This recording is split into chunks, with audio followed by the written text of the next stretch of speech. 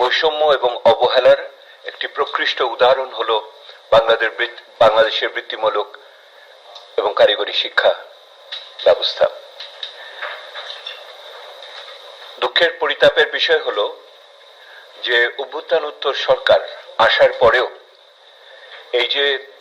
এই শিক্ষার এই ধারাটির প্রতি যে পক্ষপাত দুষ্ট আচরণ এবং এখানে যে সমন্বয় এবং উদ্যোগের অভাব তা আমাদের খুবই পীড়িত করে এবং সেই পীড়াকে আপনাদের কাছে পৌঁছানো এবং নীতি প্রণেতাদের কাছে জোরে সোরে নেওয়ার জন্যই আজকে এই আয়োজন।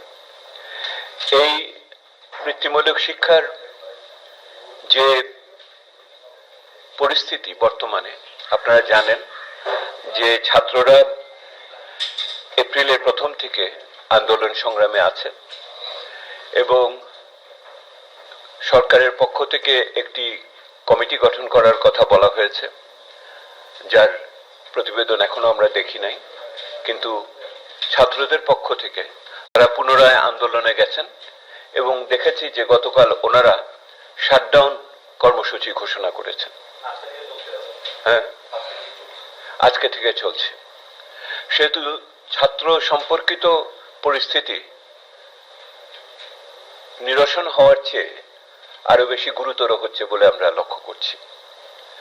ছাত্রদের পক্ষ থেকে যেই 6 দফা দাবি দেওয়া হয়েছে আমরা সেটা যথেষ্ট যত্ন সহকারে অধ্যয়ন করার চেষ্টা করেছি এবং তার কোনো কোনো দাবির সাথে আমরা নিঃসন্দেহে সহমর্মিতা বোধ করি, কিন্তু যেটা আমরা বলতে চাই সেটা হলো যে এই দাবিগুলো দেওয়া হয়েছে এগুলো হলো নিরসনটা হলো রোগের উপসর্গ নিরসনের মতো।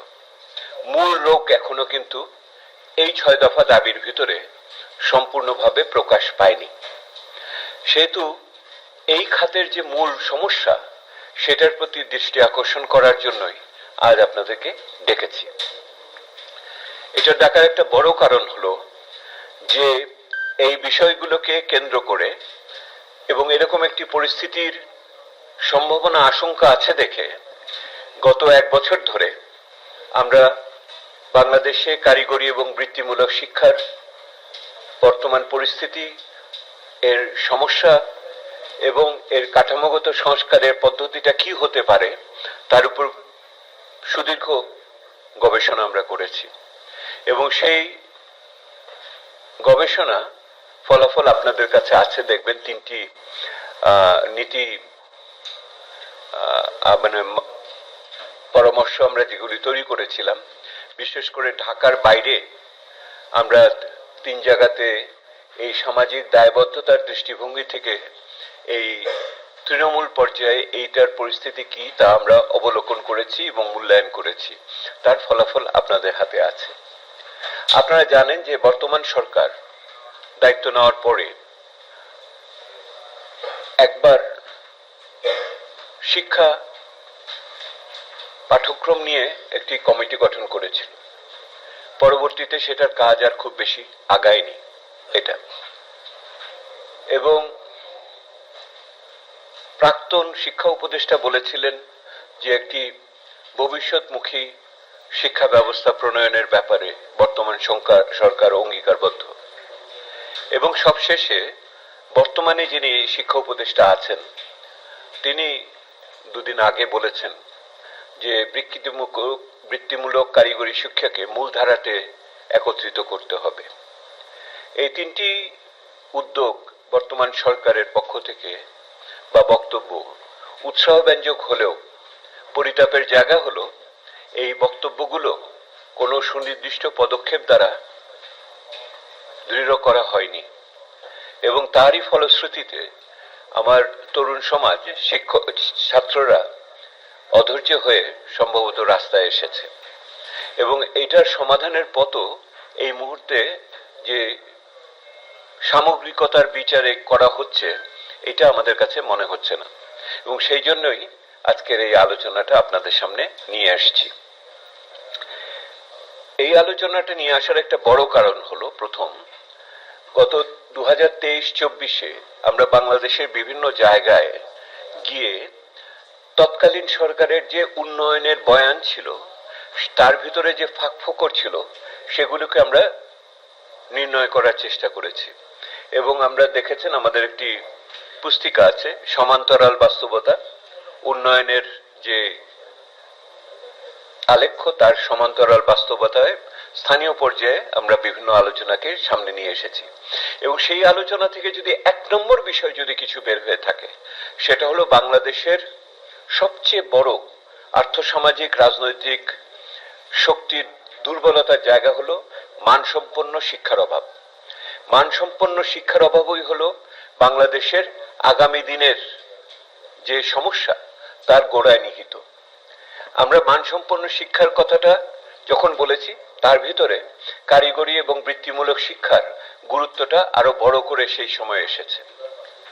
এই আলোচনাটা আরো এসেছে এই কারণে যে এই কারিগরি এবং বৃত্তিমূলক শিক্ষার ভিতরে সমাজের যে স্তরের মানুষগুলো আসে তারা তুলনামূলকভাবে নিম্ন আয়ের গ্রামীণ জনসংখ্যা থেকে, জনগোষ্ঠী থেকে আসে এবং অনেক ক্ষেত্রেই তারা সামাজিকভাবে অনেক ধরনের বৈষম্যের শিকার। এবং সেই জন্য এই জায়গাটা আমরা নাগরিক প্ল্যাটফর্মের পক্ষ থেকে কাউকে যে পিছিয়ে রাখা যাবে না, যে কথাটা আমরা বলি লিভ নো ওয়ান বিহাইন্ড, কাউকে পিছিয়ে রাখা যাবে না, সেহেতু সেই বাণীটির সাথে খুবই সামঞ্জস্যপূর্ণ। অর্থাৎ বাংলাদেশের শিক্ষা এখন বৈষম্য বৃদ্ধির একটা মূল হাতিয়ারে পরিণত হয়েছে। এবং সেই মূল হাতিয়ারে পরিণত হওয়ার একটা বড় কারণ হলো যে কারিগরি এবং বৃত্তিমূলক শিক্ষাকে যথোপযুক্ত সম্মান এবং যোগ্যতা সহকারে আমরা শিক্ষা ব্যবস্থার ভিতরে স্থাপন করতে পারি নাই। এবং আমাদের যদি এসডিজি বাস্তবায়ন করতে হয়, বৈশ্বিক উন্নয়ন কর্মসূচি দিতে হয় কার্যকরভাবে, তাহলে কারিগরি এবং বৃত্তিমূলক শিক্ষার প্রতি গুরুত্ব আরোপ করতে হবে।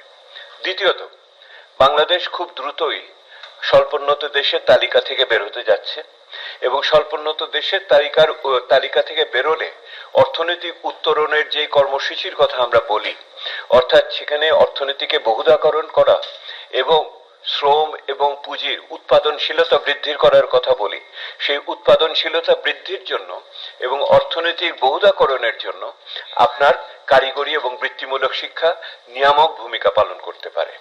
সেহেতু এইটাও একটা বড় বিষয় হিসেবে দেখা দিয়েছে। সাম্প্রতিককালে ট্রাম্প মহোদয়, আমেরিকার প্রেসিডেন্ট, শুল্ক আরোপের যেই বৈষম্যমূলক আচরণ করছেন, তাতে পুনরায় আমাদের দেশের অভ্যন্তরীণ অর্থনীতিকে জোরদার করা, রপ্তানিকে ধাক্কা খেলে অর্থনীতির অভ্যন্তরীণ অর্থনীতিকে, অভ্যন্তরীণ চাহিদাকে জোরদার করার যে প্রয়োজনীয়তা দেখা দেবে, যে কাঠামোগত উত্তরণের প্রয়োজনীয়তা আরো বেশি জোরদার করার প্রয়োজন করবে, সেখানেও কিন্তু এই কারিগরি এবং বৃত্তিমূলক শিক্ষার কর্মীদের ভূমিকা আরো অনেক বেশি। সেহেতু আমাদের বুঝতে হবে এটা শুধু মানে খুবই ক্ষুদ্রভাবে কতিপয় ছাত্রের আন্দোলন হিসেবে দেখবেন না। আমরা দেখি বাংলাদেশের ভবিষ্যৎ উত্তরণের কারিগরদের যে আমরা কি ধরনের ভাবে অবহেলা করছি এবং এটার ব্যাপারে আমাদের যে মনোযোগের অভাব। এবং আমি বলেছি, আমি এটার ভিতরে শুধু অবহেলা দেখি না, পক্ষপাত দুষ্টতা দেখি, আমি এটার ভিতরে বৈষম্য দেখি, আমি এটার ভিতরে নীতি অবহেলা দেখি। এই অবহেলা, বৈষম্য, আপনি যদি পক্ষপাত দুষ্টতা যদি আমরা দূর করতে না পারি, তাহলে কিন্তু এই সম্ভাবনার জায়গা আমাদের আগামী দিনে পরিপূরণ হবে না। দুঃখের বিষয় হলো এই গোষ্ঠীটি, এই শিক্ষার এই অঙ্গনটি অন্যান্য জায়গার তুলনায় আমাদের সামাজিক মনোযোগের কেন্দ্রবিন্দু থাকে না। আমি দুঃখের সাথে, পরিতাপের সাথে বলি, সংবাদ মাধ্যমও কিন্তু এটাকে যথোপযুক্ত ভাবে এটাকে সামনে নিয়ে আসে না। এই জন্যই আজকে এই আলোচনা। এখন যে প্রশ্নটা আসবে আমাদের কাছে প্রথম, সেটা হলো যে এইরকম একটি পরিস্থিতিকে বৃহত্তর শিক্ষার প্রেক্ষাপটে আমাদের স্থাপন করতে হবে। আপনারা জানেন, আমি যে বলেছি, বিগত সময়কালে শিক্ষা, মানসম্পন্ন শিক্ষার অভাব এবং সাধারণভাবে শিক্ষার ক্ষেত্রে অবহেলা খুবই প্রকৃষ্টভাবে আমরা লক্ষ্য করেছি। তার একটা বড় উদাহরণ হলো বাজেটে শিক্ষা খাতে বরাদ্দের বিষয়টি। আপনারা জানেন যে বাজেটে শিক্ষা খাতে বড়জোর 1.7%। আমি 2023-24-এর সংখ্যা বলছি। 1.7%-এর বেশি, খুব বেশি বরাদ্দ আমরা এখানে পাইনি, যেখানে 6-7% হওয়াটা প্রয়োজন বলে আমরা মনে করি। সেই 1.7% কিন্তু কার্যকরভাবে বাস্তবায়ন হয়নি, সেটার মাত্র 1.4% বাস্তবায়ন হয়েছে। অর্থাৎ আপনি যা দিয়েছেন তাও ঠিক মতো খরচ করেননি, এবং যেটা খরচ করেছেন তাও আপনার দালান কোঠা নির্মাণের জন্যই বেশি গেছে। সেটা সেই অর্থে শিক্ষার মান উন্নয়নের জন্য, শিক্ষক এবং শিক্ষার্থীদের আপনার মানসম্পন্ন শিক্ষার ক্ষেত্রে অতখানি যায়নি। কিন্তু তার চেয়েও বড় কথা হলো, এই যে 1.4% দেওয়া হয়েছে, তার মাত্র 4.4% হলো কারিগরি এবং শিক্ষার জন্য দেওয়া হয়েছে। অর্থাৎ দেখুন, এটার যে প্রান্তিক অবস্থান, এটার সামগ্রিকভাবে আপনার সরকারি আয় ব্যয় কাঠামোর ভিতরেও কিন্তু এটা পরিষ্কারভাবে এসেছে। অর্থাৎ ওই 1.4%-এর 4.4% যে আপনি দিয়েছেন, কত শতাংশ হয় হিসাব করে বের করেন এটার ভিতরে জিডিপির, সেইটাতে আবার আপনি দালান কোঠাই বানিয়েছেন বেশি, সেই অর্থে শিক্ষার মান উন্নয়নের জন্য এবং হয়নি। আর ওই টাকা দিয়ে আপনি পরিচালন ব্যয় নির্বাহ করেছেন বেশি, কিন্তু ওখানে ছাত্র আনার জন্য যে অন্যান্য বিষয় থাকে সেগুলি আমরা লক্ষ্য করিনি। এখন যেটা আপনারা হয়তো জানেন যে এই বেসরকারি, এখানে বেসরকারি এবং সরকারি প্রতিষ্ঠান আছে এই বৃত্তিমূলক এবং কারিগরি প্রতিষ্ঠানের জন্য। আমাদের হিসাবে হলো যে এখন 482টি পলিটেকনিক আছে, আপনার 154টি টেকনিক্যাল ট্রেনিং সেন্টার আছে, 51টি ভোকেশনাল ইনস্টিটিউট আছে, এবং 336টি টেকনিক্যাল স্কুল ও কলেজ আছে, অনেকগুলো প্রতিষ্ঠান। এর মোট ছাত্র সংখ্যা আপনার প্রায়, যদি দেখি আমরা, প্রায় 4 লক্ষর মতো, 4,20,000-এর মতো ছাত্রের কথা আমরা বলছি। 4,20,000-এর মতো ছাত্র এখানে আছে, এবং একই সাথে 12,000-এর মতো শিক্ষক এখানে আছে। কিন্তু লক্ষ্য রাখবেন, এটা কিন্তু যত ছাত্র ছাত্রী কারিগরি শিক্ষাতে আছে তার মাত্র 25% কিন্তু সরকারি প্রতিষ্ঠানে আছে, 75% কিন্তু পড়াশোনা করছে বেসরকারি প্রতিষ্ঠান, যাদের উপরে আপনার নজরদারি করা, তার মান সম্পন্ন শিক্ষা কতখানি নিশ্চিত হচ্ছে, সেখানে শিক্ষক, তাদের অবকাঠামোর সুযোগ সুবিধা কি, এবং পরবর্তীতে তাদের চাকরি বাকরির পরিস্থিতি কিন্তু একেবারেই নীতি দৃষ্টিকোণের বাইরে থেকে যাচ্ছে। সেহেতু আমরা যাদের নিয়ে আলাপ করছি, প্রায় 18 লক্ষ ছাত্র নিয়ে আমরা আলোচনা করছি। 18 লক্ষের বেশি ছাত্র এই কারিগরি এবং বৃত্তিমূলক শিক্ষার ভিতরে আছে। আর এখানে আপনার প্রায় 55,000-এর বেশি শিক্ষক এখানে আছে। এই 55,000-এর বেশি শিক্ষক এবং 18 লক্ষের বেশি ছাত্র, এর 75%ই কিন্তু বেসরকারি খাতে আছে। আজকে যারা আন্দোলন করছেন তারা কিন্তু সবাই সরকারি প্রতিষ্ঠানের মূলত ছাত্রছাত্রী, আর যারা আছে তাদের কিন্তু আমরা বিবেচনার ভিতরেই এখনো রাখি নাই এটার ভিতরে।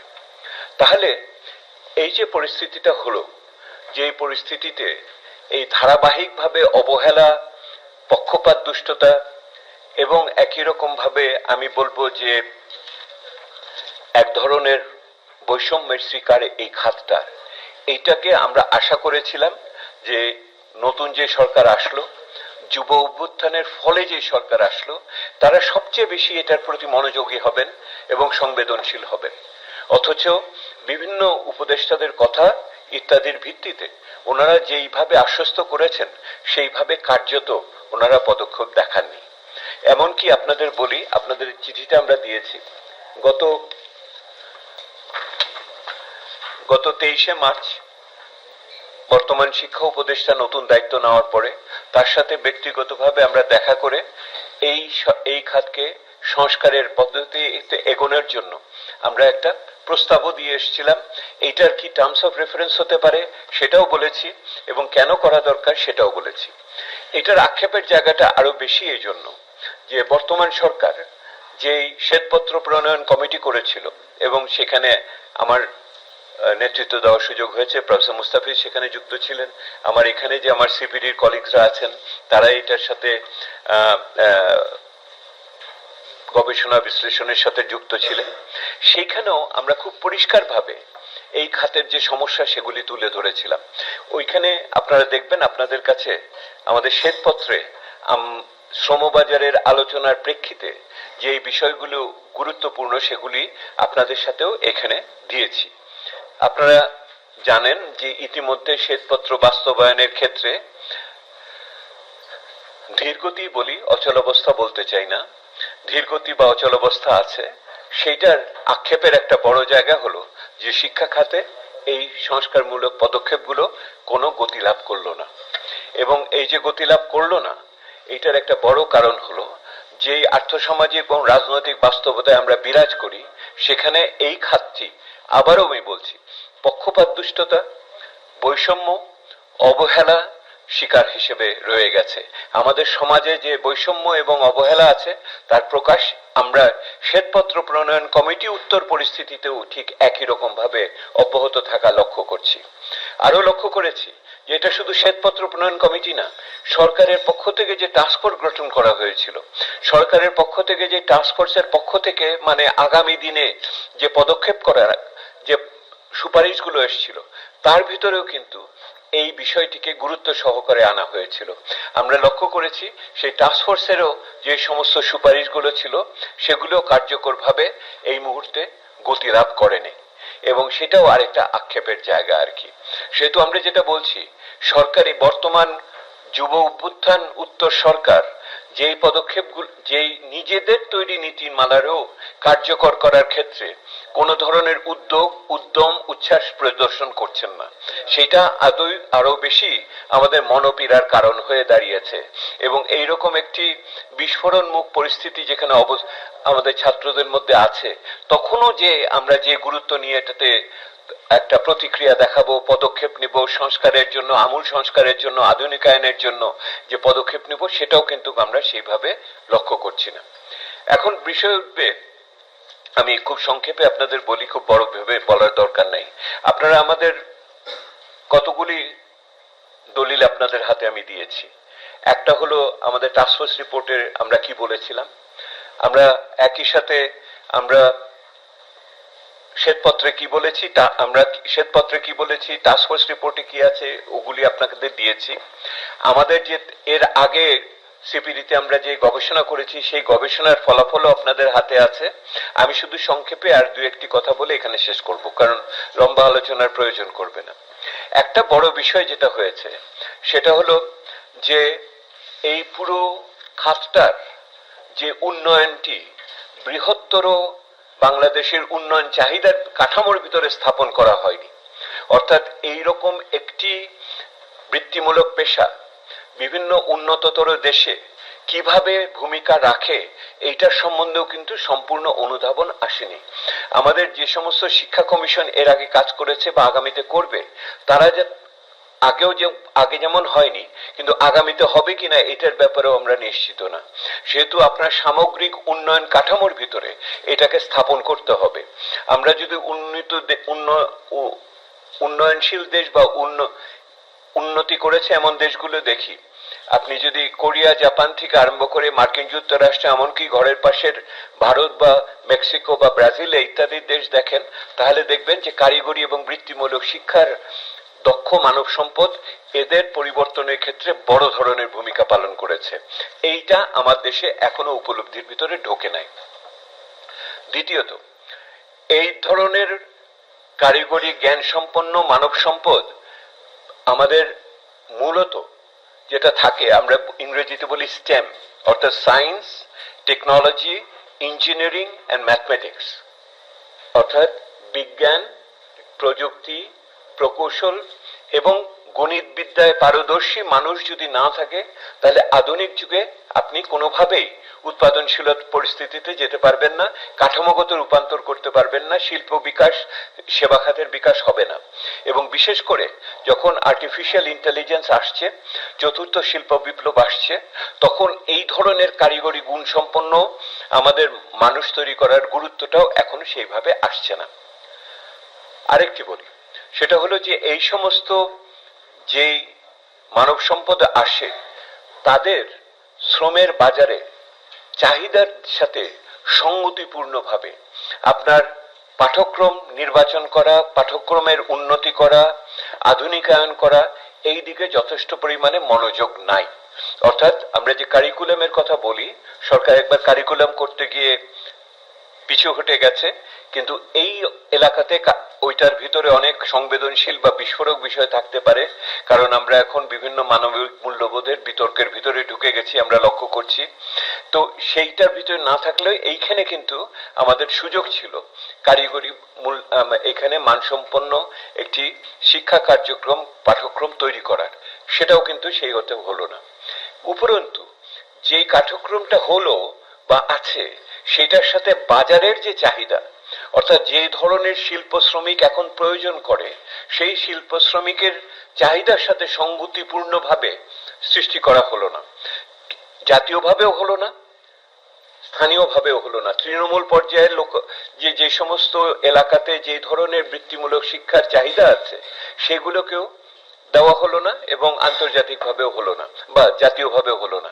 উপরন্তু আমাদের প্রবাসী শ্রমিকদের ক্ষেত্রে যাদেরও তো এই ধরনের শিক্ষার মানসম্পন্ন শিক্ষা সম্পন্ন হলে পরে তাদের মাথাপিছু আয় বাড়ত, এবং তারা আরো সেই দক্ষ শ্রমিক পর্যায়ে যাওয়ার ক্ষেত্রে আয়ও, তাদের ব্যক্তিগত আয়, ভোগ ইত্যাদি বাড়তে পারত। প্রবাসী শ্রমিকের দৃষ্টিভঙ্গি থেকেও কিন্তু এই জায়গাতে আমরা মনোযোগ দিতে পারিনি। উপরন্তু যে সমস্ত শিক্ষক দিয়ে আমরা করছি, সেই শিক্ষকদের কিন্তু তারাও কিন্তু এই আধুনিক শিক্ষায় প্রচলন করার ক্ষেত্রে বা আধুনিক শিক্ষা দেওয়ার ক্ষেত্রেও কিন্তু তারাও কিন্তু প্রস্তুত না। সেহেতু আমার শুধু যে পাঠ্যসূচির ব্যাপারটা না, আমার একই সাথে শিক্ষক মন্ডলী যারা আছে তাদের ক্ষেত্রেও কিন্তু আধুনিকায়ন, তাদেরও প্রশিক্ষিত করা বা নতুন শিক্ষক নিয়ে আসা, প্রয়োজনে পুরনোদের বাদ দেওয়া, এইটারও কোনো পদক্ষেপ আমরা দেখি না। আপনারা যে দেখবেন আপনারা যদি বৃত্তিমূলক শিক্ষা প্রদানকারী বিভিন্ন প্রতিষ্ঠানে যান, তাহলে আপনারা লক্ষ্য করবেন যে সমস্ত যন্ত্রপাতি দিয়ে করানো হয় এবং যে সমস্ত বৃত্তির কথা বলা হয় তাদের, এগুলি এখন বাজারে কোনো চাহিদা নাই, এবং ওই সমস্ত যন্ত্রপাতিরও কিন্তু আধুনিকায়ন হয়নি। সেহেতু বিল্ডিং তৈরি হয়েছে, কিন্তু আধুনিক যন্ত্রপাতি, আধুনিক কারিকুলাম, আধুনিক শিক্ষক কিন্তু নাই। সেহেতু এইটা একটা বড় ঘাটতির জায়গায় পরিণত হয়েছে বলে আমরা দেখেছি। আরো আসি, অন্যান্য অনেক ক্ষেত্রে দেখা যায় যে এই সমস্ত ক্ষেত্রে আসার জন্য বিভিন্ন ভাতা বা বৃত্তি দেওয়ার ব্যবস্থা আছে। আমরা লক্ষ্য করেছি কোনো জায়গাতে আছে, কোনো জায়গাতে নাই, এবং কেউ কেউ পেশাদার বৃত্তিধারী হয়ে গেছে। অর্থাৎ সে ওই 100 টাকা দিনে পাওয়ার জন্য একের পর এক প্রশিক্ষণে ঢুকছে, কিন্তু তার কোনো সেই অর্থে কর্মসংস্থান সৃষ্টি হয়নি। অর্থাৎ আপনি যে বৃত্তিগুলো তৈরি করছেন তার কোনো বাজারে চাহিদা নেই। আবার একই রকম ভাবে বৃত্তি যেটা দেওয়া হচ্ছে, বৃত্তিমূলক শিক্ষাতে যেই আপনার ভাতা দিয়ে রাখা হচ্ছে, সেটাও মানে অনেক সময় দুর্নীতি মুক্ত ভাবে সঠিক ব্যক্তিদের কাছে পৌঁছানোর ক্ষেত্রেও ঘাটতি রয়ে গেছে। আমরা লক্ষ্য করেছি, আমরা এগুলি আমি যা বলছি আপনাকে সবই আমাদের গবেষণার ফলাফলের ভিতরে আছে, এবং একই রকম ভাবে আমরা লক্ষ্য করেছি যে এখানে নারীদের অংশগ্রহণের ক্ষেত্রে পক্ষপাত দুষ্টতা আছে, এবং নারীরা সেই অর্থে এখানে যুক্ত হতে কম পারছেন, এবং একই রকম ভাবে সমাজে যারা তুলনামূলকভাবে দরিদ্র জনগোষ্ঠী আছে তারাও এটার যোগাযোগের ভিতরে থাকে না, কারণ এটার প্রচারও সেই অর্থে কিন্তু জাতীয়ভাবে সেইভাবে হয় না। বিভিন্ন জায়গাতে আপনারা যান, মহকুমা শহরগুলোতে বা জেলা শহরগুলোকে, এমনকি উপজেলাতে, এই স্কুলগুলো, বিদ্যালয়গুলো অথবা ইনস্টিটিউটগুলো সম্বন্ধে প্রচারও কিন্তু খুবই দুর্বল।